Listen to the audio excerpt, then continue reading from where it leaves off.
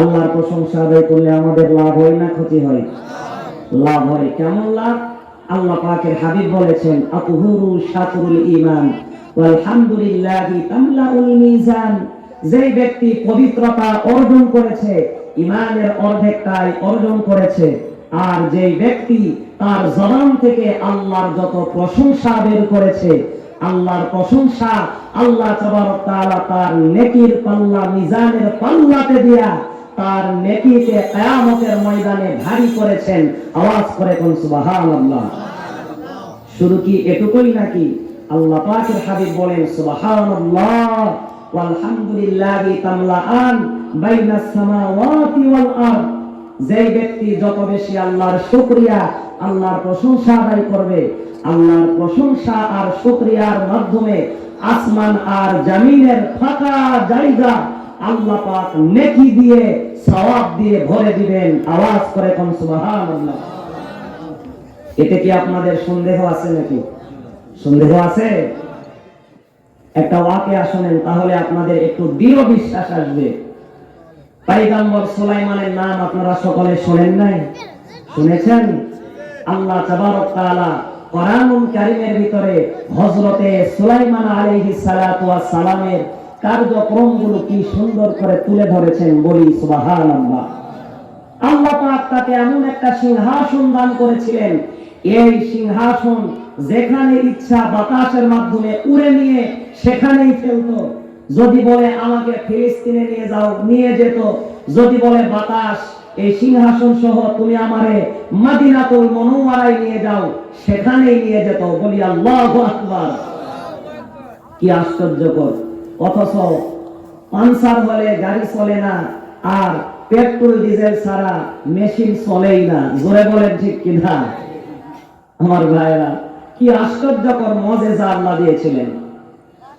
আমার প্রিয় ভাইরা, প্রিয় বন্ধুগণ, খেয়াল করেন, পয়গম্বর সুলাইমান আলাইহিস সালাতু ওয়াস সালাম তার রাজ সিংহাসন সহ ইরাদা করলেন, ইচ্ছা করলেন, আমি এমন এক জায়গায় যাব যে জায়গাতে গেলে মানুষের কিছু খেদমত করতে পারি।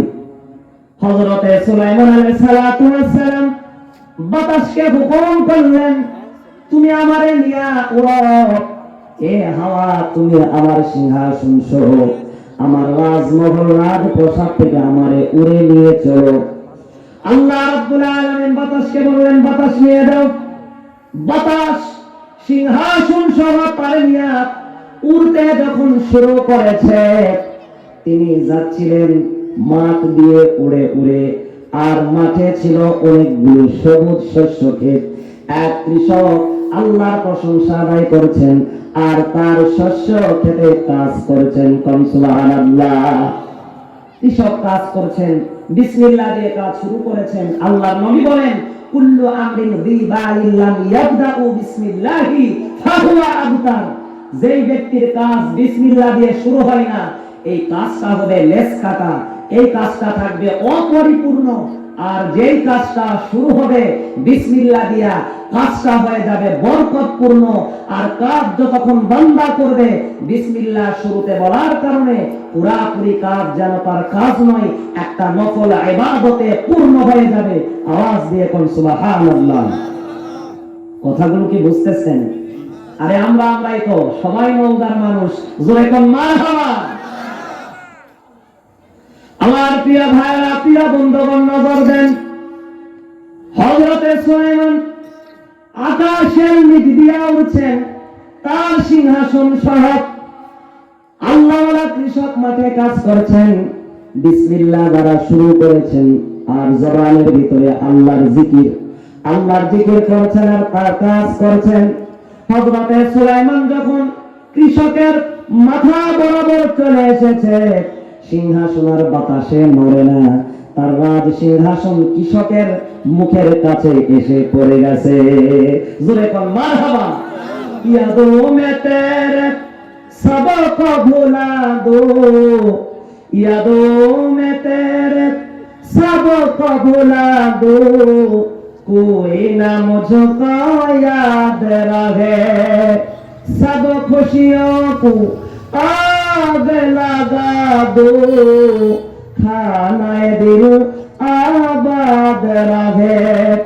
अब तो रहे बस दादों ने आखिर फिर दे ज़बात आई मेरे इलाह, तेरे सिवा माबूद हकीकी कोई नहीं है, कोई नहीं, तेरे सिवा माशूक हकीकी कोई नहीं है, कोई नहीं। आवाज করে কোন আল্লাহু আকবার। আমার প্রিয় ভাইরা, প্রাণ প্রিয় চণ্ডীপুরবাসী, খেয়াল করেন পয়গম্বর সুলাইমান আলাইহিস সালাতু ওয়াস সালামের সিংহাসন যখন থপ করে পড়ে গেছে, কৃষকের ভিতরে তখন ভয় লেগে গেছে। ভাইরে, আমাদের নেতা, আমাদের পয়গম্বর হযরতে সুলাইমান না জানি কোন ভুলের কারণে আমারে শাস্তি দেয়, না জানি জবানে আল্লাহর জিকির ভুল হয়ে গেছে, হয়তো তার কারণে তার সিংহাসনটা আমার সামনেই পড়লো। আল্লাহর পয়গম্বর সুলাইমান বললেন, বেটা কি করছিস? আবার তুমি পড়ো, আবার তুমি পড়ো। কার নাম উচ্চারণ করেছিলাম? কৃষক অন্তরের ভিতরে ভয় পেয়ে গেলেন। সাধারণ মানুষ হলে না হয় মারা যেত, অন্তরের ভিতরে ভয় লাগতো না, কিন্তু তিনি তো সাধারণ মানুষ নন, তিনি হলেন অসাধারণ মানুষ। আল্লাহ পাক তাকে এমন বিচক্ষণতা দান করেছেন, এমন বুদ্ধিমত্তা দিয়েছেন, একটা গর্তের পিপিলিকা থেকে নিয়ে পাক ফাটালির থেকে নিয়ে জীবজন্তুর সাথে হযরতে সুলাইমান কথা বলেছেন। কোন মারহাবা। ও বিশ্বাস হয় নাকি আপনাদের? আওয়াজ করে কোন আল্লাহু আকবার। আমার প্রিয় ভাইরা, কলিজার টুকরা বাজারেরা, খেয়াল করেন কৃষকের অন্তরে ভয় লেগে গেছে। বলে গো পয়গম্বর, কি অন্যায় করে ফেললাম বলেন? পয়গম্বর বলেন, আবার পুনরায় বলো, তুমি যা বলছিলা। কৃষক বলছেন, ওগো আল্লাহর নবী, আমি তো আল্লাহর প্রশংসা আদায় করছিলাম, আল্লাহর প্রশংসা দিয়ে কাজ শুরু করেছি। আবার যতক্ষণ কাজ করছিলাম, আল্লাহ রাব্বুল আলামিনের জিকির আমার জিহ্বাতে লেগে আছে। আম্মা জান আয়েশা সিদ্দিকাকে এক সাহাবা প্রশ্ন করেছিলেন, ওগো মা, আমাদের নবী, আমাদের পয়গম্বর দৈনন্দিন সব সময় কি আমল করতেন? আম্মা জান ডেকে বললেন, আমার নবী, তোমার নবী সব সময় আল্লাহর জিকিরের দ্বারা তার জিহ্বাটা তাজা ছিল। মারহাবা। আমাদের জিহ্বাতে আজকে জিকির নাই, জোরে বলেন ঠিক কিনা? এ ভাই, যত বেশি আল্লাহর জিকির দ্বারা আপনার জিহ্বাকে সজীব রাখবেন, যত বেশি আল্লাহর প্রশংসা করবেন, আল্লাহ পাক বলেন তত বেশি মওতের সময় বান্দা ঈমান পাবে, মরণের সময় বান্দা আল্লাহর হাবিবের সেই মধুর কালেমা নসিব হয়ে যাবে। আওয়াজ করে কোন সুবহানাল্লাহ। মরণের সময় যদি কালেমা পড়ে মরতে পারেন, আমাদের জন্য আর ভয় আছে নাকি? জোরে বলেন, ভয় আছে? আল্লাহর হাবিব বলেন, মান ক্বালা লা ইলাহা ইল্লাল্লাহ ফাআদাখালাল জান্নাহ, যেই ব্যক্তির শুরুর কথা শেষের কথা আমার সেই কালেমা হয়, লা ইলাহা ইল্লাল্লাহ হয়, আল্লাহ তাবারক তাআলা তাকে জান্নাত দিয়েই দিয়েছেন। আওয়াজ করে কোন সুবহানাল্লাহ।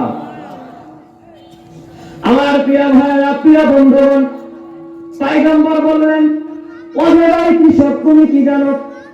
তুমি তো সাধারণভাবে আল্লাহ রাব্বুল আলামিনের জিকির দ্বারা জিহ্বাকে তরতাজা করেছো। কাজের শুরুতে তুমি বিসমিল্লাহ পড়েছো। আল্লাহ রাব্বুল আলামিন এত বেশি নেকি তোমারে দান করেছেন, যে নেকির দ্বারা আসমান আর জমিনের ফাঁকা জায়গাটুকু ভরে গিয়েছে, যার কারণে তোমার প্রশংসা আদায়ের কারণে আমার সিংহাসন আর নড়ে না, তোমার কাছেই পড়ে গেছে। জোরে কোন মারহাবা। এজন্য আল্লাহর জিকির করার দরকার। জোরে বলেন, আছে না নাই?